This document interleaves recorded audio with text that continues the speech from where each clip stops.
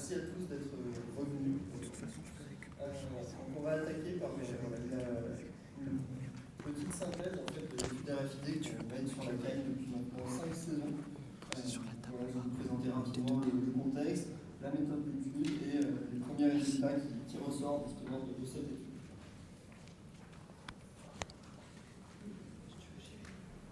Alors pour revenir à l'origine du projet, en fait, pourquoi cette étude a été mise en place, ça vient en fait de lacunes dans les connaissances du comportement de dévalaison de l'anguille sur la façade méditerranéenne. En fait, il y a quand même pas mal d'études qui ont été faites sur ce comportement de dévalaison, mais essentiellement sur la façade atlantique.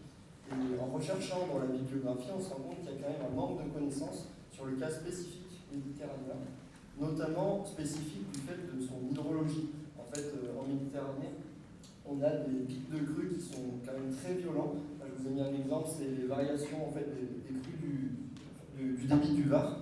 Et on voit en fait que plutôt que des variations de crues qui sont assez douces avec des baisses et des montées brutales plutôt douces de débit, sur les fleuves côtiers méditerranéens, il y a des pics qui peuvent être très brutaux de débit et avec des retours à la normale qui sont très rapides. Donc se pose la question, est-ce que les anguilles dévalent de la même façon en fait, dans ces conditions? Le choix du site d'étude il a été fait, il y a plusieurs sites qui ont été envisagés dès 2015-2016 pour cette étude, et finalement c'est la Cagne, un petit fleuve côtier qui se situe à proximité du fleuve Var, qui a été retenu pour cette étude. Il a été retenu pour plusieurs raisons. Déjà, la taille du cours d'eau permettait en fait, de mettre en place des antennes qui sont basées sur la technologie RFID. Donc, il ne fallait pas un cours d'eau qui soit trop large. Typiquement, dans un grand fleuve côtier comme le Var, ce n'est pas possible de poser des antennes sur ce type de cours d'eau. On a aussi un cours d'eau qui est très intéressant puisqu'il y a des crues qui sont récurrentes et avec des intensités qui sont très variables. Pour vous donner un ordre d'idée, mais j'en reparlerai plus tard, ça peut aller sur des crues qui sont très petites, très inférieures au seuil de crue biennale, où on a eu en 2019 une crue cinquantennale par exemple sur ce fleuve. Donc des conditions potentielles de dévalaison qui peuvent être très différentes. Il y a une présence attestée d'anguilles argentées, donc ça a facilité nos démarches pour échantillonner des individus. Et enfin, on avait la chance de disposer sur place de plusieurs partenaires locaux qui étaient très impliqués dans le projet, que ce soit l'EDF, que ce soit l'OFB, mais aussi la Fédération départementale de pêche, qui nous apporte son soutien. Alors, je vais peut-être un petit peu enfoncer des portes ouvertes, parce que je suppose que pas mal d'entre vous connaissent la technologie RFID, mais ça fait jamais de mal de rappeler un petit peu quelques bases. Alors, comment ça fonctionne la RFID? Il y a deux composantes dans cette technologie. Le kit taille, qui est un petit émetteur, en fait, globalement, c'est ce qu'on met dans les chiens, les chats, pour les identifier maintenant chez les vétérinaires. Donc voilà, c'est des petits émetteurs qui font 23 mm et qu'on injecte en fait en sous-cutané dans les... Et c'est un dispositif qui n'a pas de batterie. En fait, il n'est pas actif. On va appeler ça un dispositif passif. Et en fait, c'est le fait plus tard de passer sur la deuxième composante, l'antenne, qui va activer ce petit tag et va lui permettre d'envoyer un signal. Pour marquer l'anguille, il faut d'abord le capturer. Alors, pour ça, on comptait sur le soutien de la Fédération départementale de pêche. On avait un protocole qui était assez simple. On ratissait le linéaire pour essayer d'échantillonner un maximum d'anguilles argentées possible. Et ensuite, on marquait les individus seulement si le pic tag représentait moins de 2% du poids de l'animal. Alors, il y a de la bibliographie sur ce sujet, c'était la limite tolérable pour les individus. Une fois qu'on échantillonnait les individus, on regardait le stade de développement. Plusieurs stades, les stades F1 et F2 qui sont vraiment des individus très immatures. F3, c'est une anguille qui va commencer à s'argenter, soit en fonction, on va pouvoir voir qu'elle a un œil qui est un petit peu plus gros, une nageoire qui va être un petit peu plus longue, mais c'est pas encore flagrant. Et ensuite, vous avez les stades F4, F5 et MD qui caractérisent les individus qui sont prêts à dévaler ou quasiment prêts à dévaler. Les femelles F5 sont beaucoup plus grosses et les MD sont des petits mâles dévalants autour d'une trentaine, quarantaine de centimètres, qui sont des individus argentés.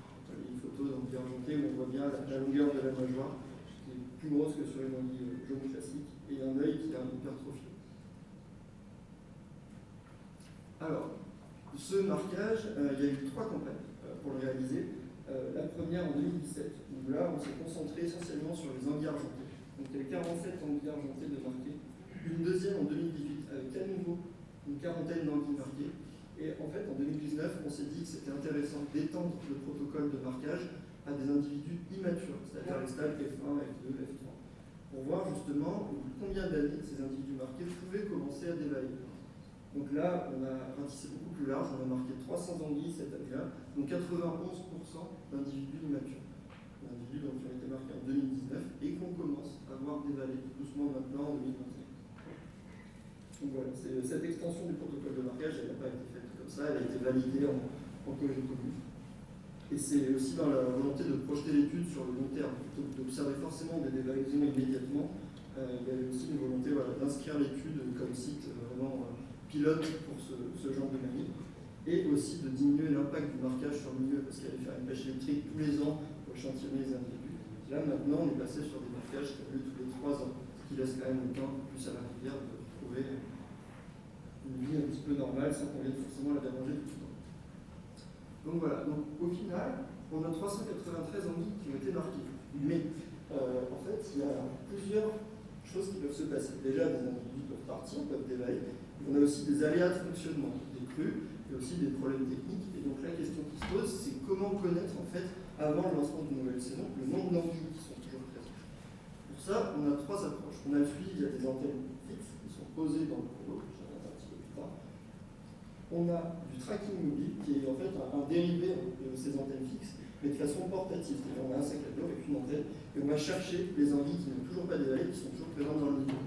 Et une troisième composante, mais sur laquelle je ne reviendrai pas aujourd'hui, on a aussi la possibilité de recapturer des individus déjà marqués lors de pêches électriques, que ce soit des pêches menées dans le cadre de l'étude RFID, mais aussi des pêches qui peuvent être menées par l'OFB ou par la Fédération de pêche. Et là, on peut avoir des données sur la croissance des individus marqués. Globalement, comment ça se passe? On a 2 sessions de tracking, en général, par an. Enfin, normalement, il y avait une session, mais cette année, on est passé sur 2 sessions. On a vu que ça avait un réel intérêt. On les mène au mois de juin et de septembre. Et ensuite, la période de saison, la saison théorique de dévalaison va courir de septembre jusqu'à fin avril. Et c'est là où on va assurer le suivi via les antennes fixes. Alors, une antenne fixe, comment ça fonctionne? Il y a plusieurs éléments. Donc, le schéma est un petit peu, bon, ça vaut ce que ça vaut.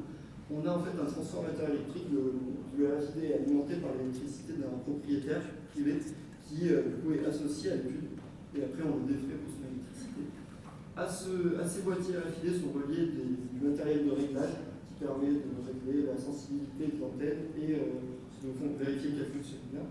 Et ensuite, on a 2 antennes en fait, qui sont installées dans le cours d'eau à peu près 25-30 mètres d'écart l'une de l'autre. Ensuite, voilà, juste pour montrer que c'est un système qui s'inclut assez bien dans le milieu. Voilà, c'est assez discret, notamment si on ne se prend pas une crue énorme qui remobilise le substrat, ça devient assez vite invisible en fait dans le milieu. Donc même pour les propriétaires, c'est pas forcément agréable d'avoir des câbles qui passent dans la rivière en dessous de chez eux. Eux sont plutôt contents que le matériel disparaisse comme ça petit à petit. Alors comment ça se passe? Donc une fois que vous avez une anguille marquée qui va arriver sur cette antenne, il va y avoir un signal qui est transmis en temps réel à l'association MRM. Et en fait, nous on a un logiciel qui nous permet de voir le nombre de dévalaisons qui a lieu à chaque journée, avec un horaire très précis, c'est à la milliseconde près, même si ça n'a pas vraiment d'intérêt, mais voilà, on peut savoir en temps réel combien d'anguilles sont parties. La limite principale de ce genre de matériel, c'est qu'on n'a que 80 à 100 cm de portée autour de l'antenne. Ça veut dire que si on prend une très grosse crue où il y a 3,50 m d'eau, il y a des anguilles qui peuvent potentiellement passer au-dessus et du coup ne pas être détectées. On a aussi du coup les antennes mobiles qui ressemblent un petit peu à un système de pêche électrique avec l'anode ronde, sauf que là il n'y a pas d'électricité, il y en a mais très faible intensité, donc on peut naviguer dans le cours d'eau. Voilà. Et en fait on va prospecter le linéaire complet d'études, donc ça fait des bonnes journées, des semaines, on a prospecté plus de 7 km de cours d'eau, donc aller-retour des fois on dirait une dizaine de kilomètres, et en fait dès qu'on va avoir une anguille qui est détectée, le système va biper, on va prendre un point GPS pour voir comment s'est déplacé l'anguille dans le milieu. Et un autre aspect qui est très intéressant sur ce tracking mobile, c'est aussi que ça permet en fait de fédérer tous les partenaires locaux, puisque on ne pourrait pas, nous, seuls MRM, prospecter autant de linéaires. Donc en fait, on fait appel à nos partenaires locaux qui viennent en renfort. Et c'est quelque chose qui marche très très bien, parce qu'on a régulièrement l'OFB qui a lui prêté un coup de main, le SMIAG, qui est le syndicat mixte qui gère le bassin de la Cagne, la Fédération de pêche, on a Nice Métropole qui vient aussi avec nous. la DDTM qui a finalement pas pu se déplacer mais qui était conviée sur les pêches.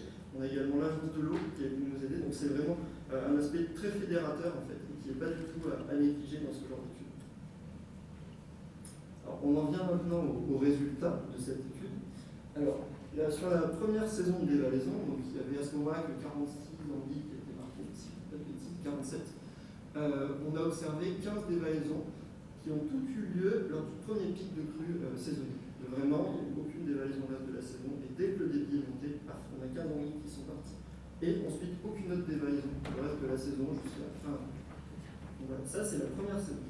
Deuxième saison. Donc là, on avait marqué 47 anguilles en plus. Donc on était à 93 à peu près, moins les 15, on va dire entre 70 et 80 anguilles dans l'étude. Là, schéma un petit peu différent mais qui ressemble, on a eu 2 dévalaisons lors du premier pic de crue, qui était vraiment, c'est pas grand chose. Hein. Le module de Nakan, c'est environ 0,85 m3 seconde. Par contre, lors du deuxième pic, qui est monté à 4 m3, donc ça commence à faire une crue significative, on a eu 13 dévalaisons d'un coup, pareil, en quelques heures qui ont eu lieu. Donc voilà, on voit, il y a quand même un schéma qui commence à se dessiner. Donc sur la troisième saison, là, c'était n'importe quoi. On a pris une crue cinquantennale, les entêtes se sont fait emporter, tout notre matériel a disparu. Mais on a eu de la chance, notre malheur, c'est que cette crue cinquantennale, elle est arrivée assez tard dans la saison. Donc malgré ça, on a pu quand même obtenir des données entre septembre et novembre. Le schéma ressemble encore une fois, c'est-à-dire que sur les premiers pics de crue, on va vraiment avoir un très grand nombre relativisé aussi, mais c'est pas un individu. Voilà. On voit que sur les qui ont suivi, on a des dévalaisons qui sont ponctuelles et un individu à chaque pic de crue. Mais sur le premier pic de crue, c'est là où on va vraiment avoir un nombre plus significatif de dévalaisons. Voilà. Donc, on voit sur ces 3 premières saisons qu'il y a eu vraiment un effet stimulant, en fait, des premières hausses de débit. Et ce qui est intéressant de voir, c'est qu'il ne faut pas forcément prendre une crue énorme pour que ça stimule les anguilles. Même une crue qui va être très inférieure au seuil de crue biennale va suffire en fait pour générer de la dévalaison. Et en fait, ça, on suppose qu'il y a un effet en fait synergique, c'est-à-dire que dès qu'il va y avoir des précipitations, le débit va monter, la température de l'eau va baisser, la turbidité va augmenter, la luminosité va baisser, et en fait, on sait maintenant que tout ça, c'est des facteurs qui peuvent en gros stimuler la dévalaison. En fait, le fait d'avoir une crue va modifier tous les autres facteurs dans le milieu et va potentiellement engendrer un épisode de dévalaison. Donc c'était très bien, on pensait avoir tout compris sur la dévalaison de l'anguille en Méditerranée. Et en fait, 4e saison de suivi, ça ne s'est pas du tout passé comme les autres années. Donc voilà, ça nous a fait prendre un petit peu de recul aussi. On a eu un schéma qui était inédit. Vous voyez, il y a des pics de crue qui vont quand même à 4 m3 secondes. Et malgré ça, en fait, on a eu une dévalaison par-ci, par-là. Et en fait, ce qui est assez rigolo de voir, c'est qu'on commence à avoir des individus immatures qui partent. Des F1 qui ont été marqués en 2019, qui commencent à dévaler petit à petit. Alors, on se pose la question, est-ce qu'elles dévalent ou est-ce qu'elles se font juste emporter en fait, ça, pour l'instant, on ne peut pas répondre. Et une des hypothèses qu'on met aussi, c'est qu'avec la crue cinquantennale qui a eu en décembre 2019, on a loupé potentiellement un grand nombre de dévalaisons d'anguilles argentées. Et une de nos hypothèses, c'est qu'en fait, le stock d'anguilles argentées marquées, donc prêtes à dévaler sur laquelle, il s'épuise en fait, petit à petit, et que maintenant, il faut attendre que les individus immatures s'argentent pour qu'on observe à nouveau des dévalaisons. Et voilà, donc ça rejoint ce que j'ai dit. Est-ce que les individus qui ont dévalé en 2019, c'est GF1 et 2 qui ont pu s'argenter depuis? Là, on est en train justement d'étudier cet aspect. Et là, donc là, c'est la saison qui est en cours, donc c'est vraiment des données brutes, elles ne sont pas traitées encore. Mais on voit que, bizarrement, cette saison, ça a repris un petit peu comme il y a 2 ans. C'est-à-dire, on a eu des pics de précipitation. Et en fait, c'est le jour où, sur la semaine, où il y a eu 3 jours de pluie d'affilée, où en fait on a observé 14 dévalaisons qui ont eu lieu en quelques heures. C'est en 3-4 heures, il me semble, si je ne dis pas de bêtises. Mais encore une fois, quelques individus argentés seulement. Et derrière, par contre, on a vraiment une dizaine d'individus immatures qui ont dévalé. Est-ce qu'ils sont vraiment immatures encore? Est-ce qu'ils se sont argentés depuis? Pour l'instant, les données sont encore des données. On a maintenant parlé un petit peu du tracking mobile. Donc voilà, c'est pour vous montrer le nombre de détections qu'on a réalisées dans le cours d'eau avec nos antennes. Donc plusieurs résultats sur ce tracking mobile. Déjà, ce qu'on voit, c'est une très forte sédentarité de toutes les anguilles qui sont marquées. Je vous invite à bien regarder la carte de droite. Ça, c'est la position de toutes les anguilles qu'on a retrouvés en 2020. Attention, je vais vous montrer combien on a bougé en 2021. Voilà, vous voyez à peu près le déplacement des anguilles. C'est quelque chose qui est assez incroyable, c'est-à-dire qu'elles ont bougé, pour la plupart, de même pas 50 mètres depuis 2019, on les a marquées. On sait qu'elles sont vivantes parce que, par exemple, on pourrait se dire qu'elles ont perdu le pic taille, elles sont mortes, pas forcément, puisque sur des fois 50 mètres, elles remontent. Donc, elle ne peut pas remonter s'il n'y a plus d'anguille qui est associée. Mais voilà, il y a vraiment une très forte sédentarité de ces individus marqués. Et cette année, ce qu'on s'est rendu compte, c'est que le fait de doubler en fait, les sessions de tracking mobile, ça permettait d'augmenter énormément l'efficacité de ce tracking, puisque quasiment la moitié des individus qu'on a eu sur la deuxième session étaient des individus qu'on avait groupés sur la première. Donc au final, on est passé de 157 détections à 210, il me semble. Donc c'était quand même quelque chose de significatif. Alors, je ne vais pas forcément détailler ces chiffres. En fait, ce qu'il faut bien comprendre, c'est que sur le tracking mobile, on va avoir beaucoup de chiffres, et c'est assez difficile en fait, de caler une méthode pour s'y retrouver, pour savoir quelle est l'efficacité réelle de ce tracking mobile. Je fais juste une aparté pour dire qu'en fait, on se pose une question.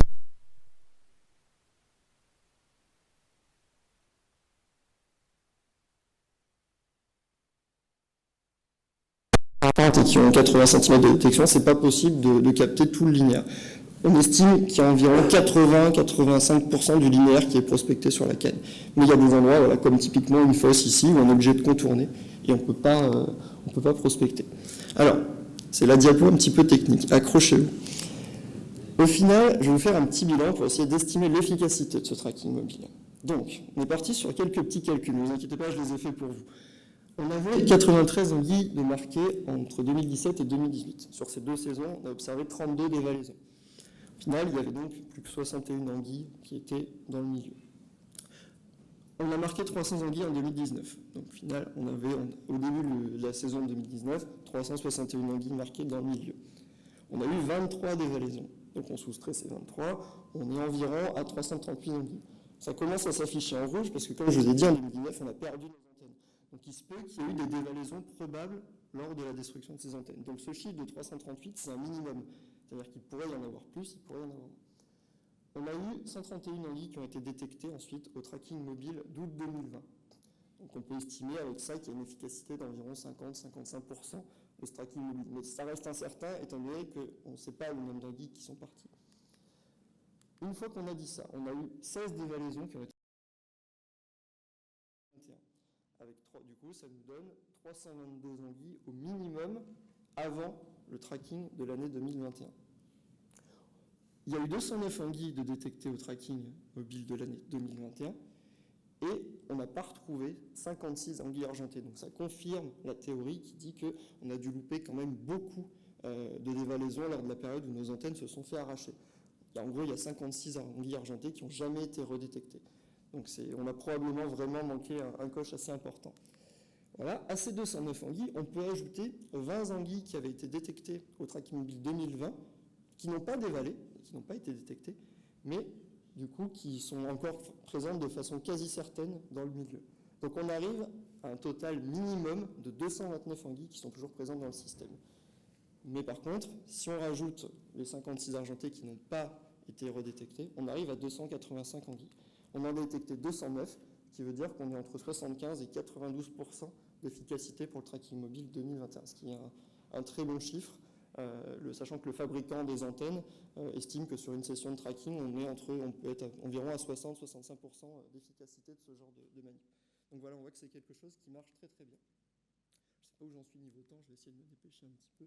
Juste une rapide synthèse, en fait, voilà, si vous devez retenir que quelques chiffres sur l'étude RFID de la Cagne, c'est les suivants. On a 393 anguilles marquées, 2 sites de suivi, on a 10 km de linéaire d'études, et ce qu'il faut retenir surtout, c'est que nos dévalaisons semblent quand même très liées au premier pic de crue d'automne, même si voilà, on n'a pas la prétention non plus de mettre en place des modèles pour prédire ce genre de dévalaison, mais voilà, c'est des choses qu'on observe depuis 5 saisons, et il y a quand même une récurrence dans ce genre d'observation. Et voilà, j'en terminerai avec ce point, en fait, c'est que l'étude de la dévalaison, elle englobe deux aspects. On a l'étude RFID sur la canne, qui est vraiment une observation in situ du comportement de dévalaison des anguilles, mais on ne se limite pas à ça, puisque l'objectif, c'est aussi de comprendre comment fonctionne cette dévalaison sur des grands fleuves côtiers.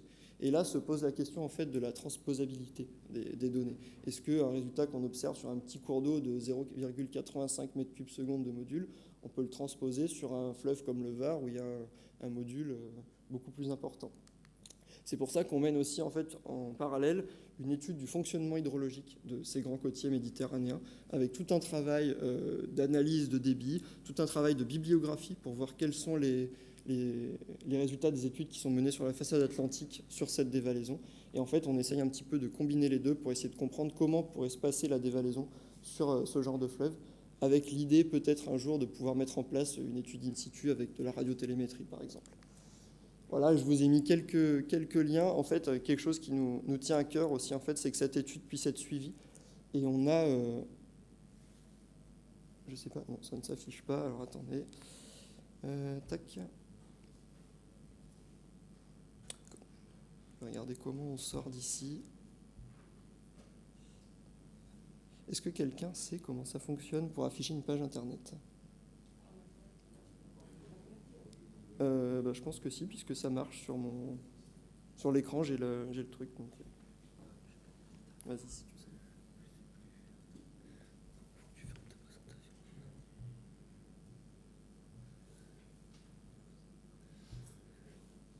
Non, il ne faut pas le prendre. Ah. Non plus. Bon, tant pis, c'est pas très important, mais c'était pour montrer, en fait, on a mis en place à MRM une cartographie interactive qui est accessible par tous. Il n'y a pas besoin de se connecter ou quoi que ce soit, qui vous permet en fait d'observer le résultat de nos sessions de tracking mobile et de nos dévalaisons. Et en fait, tous les ans, on a un peu le mantra d'essayer de mettre ces données à disposition pour que chacun puisse voir en fait comment avance l'étude, où sont nos anguilles sur la canne. Voilà, donc c'est des données qui sont publiques et il n'y a pas de souci, elles sont partagées. Voilà, puis je vous ai mis quelques autres liens. Voilà, bon, ça ne marche pas. J'en profite aussi pour remercier tous les partenaires qui financent cette étude. C'est vrai que au final, on a assez peu l'occasion finalement de se croiser, mais voilà, c'est quelque chose qui nous semblait aussi important. Donc, il y a EDF qui finance cette étude. On est aussi financé par le SMIAGE, par la Fédération nationale de pêche. J'en oublie sûrement. Ils sont affichés, mais j'ai plus le contrôle sur le diapo malheureusement. Donc voilà, un grand merci à tous ces partenaires et je vous remercie pour votre attention.